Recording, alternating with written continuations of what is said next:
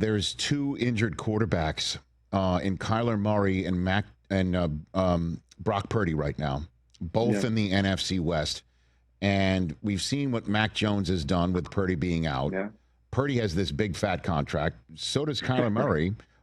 Jacoby Brissett, as I mentioned yesterday, Kurt, the offense looks so much better under him. And as we find out, Kyler Murray may need another couple weeks still to be recovered. And a lot of people are wondering if that's just cover for the obvious.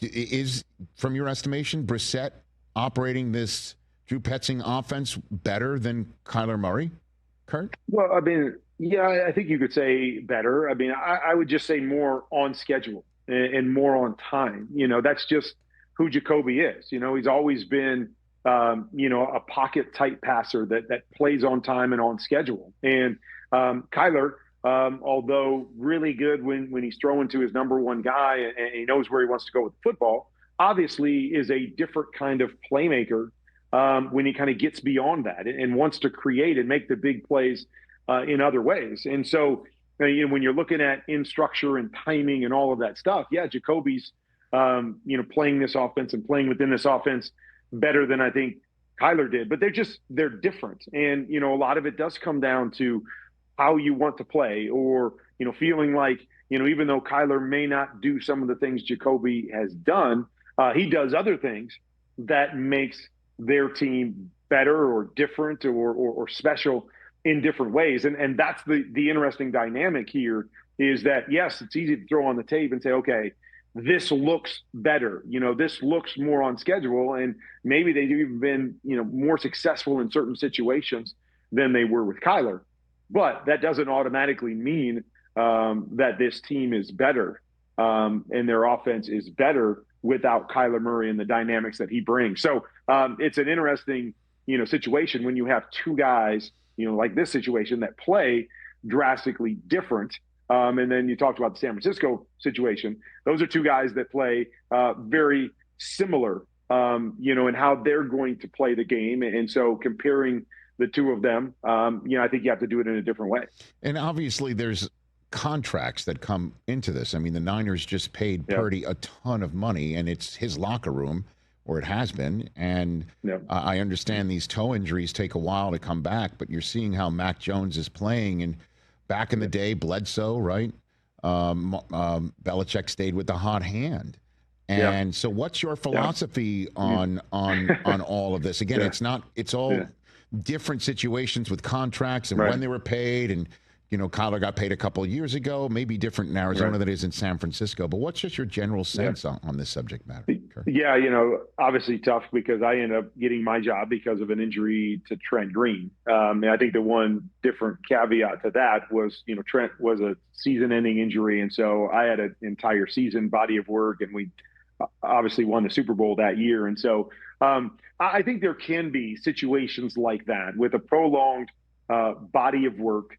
A player that came in, due to injury can hold on to that seat if the team is playing well and have rallied around him and, and they're just playing good football, I guess, in terms of what Dick Vermeil said about me, playing good football in that situation.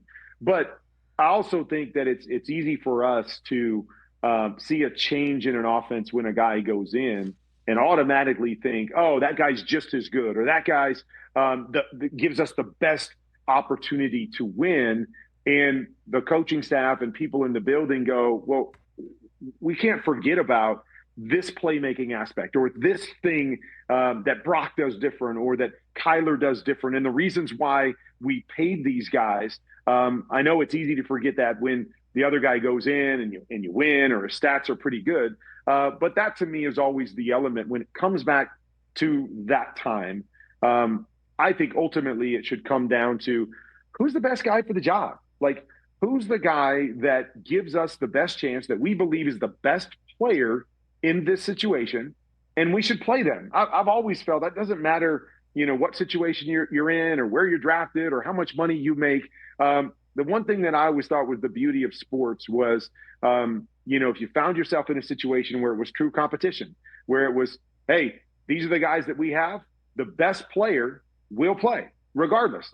Nothing matters. We're going to throw out all the other stuff, and we're going to let the best player play. And that, to me, is what sport has always been. I can use my situation in Arizona. They had drafted Matt high. He had played in 2006, and then, Ken Wisenhunt, when he came in, kind of opened up the job again and said, I understand the situation, and I understand, Matt probably, is going to get the first reps and get the first opportunity, but we're going to open it up and let the best player win the job. And I was very skeptical because a lot of situations are dictated by a lot of those other things. How high did we draft them? How much have we invested in them?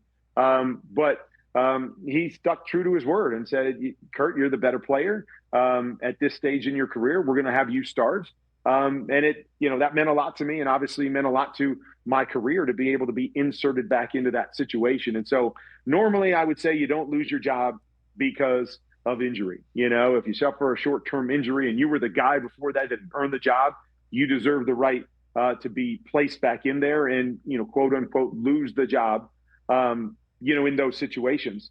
But I do believe at the end of the day, it's, sometimes we can make mistakes, and we have a guy in there that, okay, we think is the best guy. And then the other guy gets in and we go, wow, this guy's showing us things that we didn't know he had. And this guy's doing things that we didn't expect, kind of like the Tom Brady, Drew Bledsoe thing. And it's like, hey, we think we got something special here. We got to stay with this guy. And obviously that was, maybe the best look at a good decision in that kind of situation. All right. So I'm going to ask you a type of question that I know you don't like to answer because I know you. But I'm going to ask it anyway because, we go way back. Week 11, Arizona hosts San Francisco. Your best guess as to who the starting quarterbacks in Week 11 are going to be? Kurt. Brock Purdy and Kyler Murray, if they're healthy. I believe Brock is a difference maker for that team, and I don't think he gets enough respect for some of the things that he does in that offense. So I believe when he's healthy, he's inserted. With Kyler, I think, they have committed to him. And I think they're still trying to figure out, is he our guy moving forward? And the only way to truly do that is to let it play out and put him back on the field and, get as much of a body of work as you can to determine, okay, do we believe he's the guy for us, beyond this year or beyond what, whenever we have to move forward with the contract issues?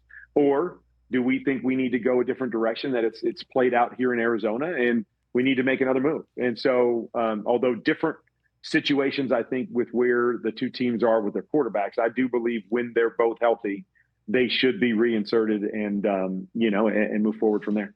If Jacoby Brissett, good old Jake Brisket, goes up to Seattle and wins that game to bring him to 4-5, you think if Kyler's healthy, we see him at home against San Francisco the next week? I mean, it's not an easy situation, but I do think that that's the case. And I love Jacoby. I think he is, one of the few backup quarterbacks, use that term, backup quarterbacks in the league that has shown that they can be a starter and can be a starter in this league. And he's shown that when he's gone in. And I think that's another factor that we have to look at really with both of these situations, right? A lot of times you've got a team that has a definitive starter and then a definitive backup, a guy that you look at as a backup that can come in and win a couple games for you and play well, but you don't see them as a long-term starter. Both of these situations have guys that have been starters in the National Football League. I mean, we know that, that they've played at an extremely high level. Mac Jones was a Pro Bowler at one point in time. And so both of these guys, you're not just looking at it like a normal situation. You've got quality backups there that, are borderline starters in the National Football League anyway. So you shouldn't expect a huge drop off from your starter to these guys that we're talking about. Hey, you made it all the way to the end. Thanks for that. Check us out every single day streaming live on Disney Plus and the ESPN app 12 to 3 Eastern.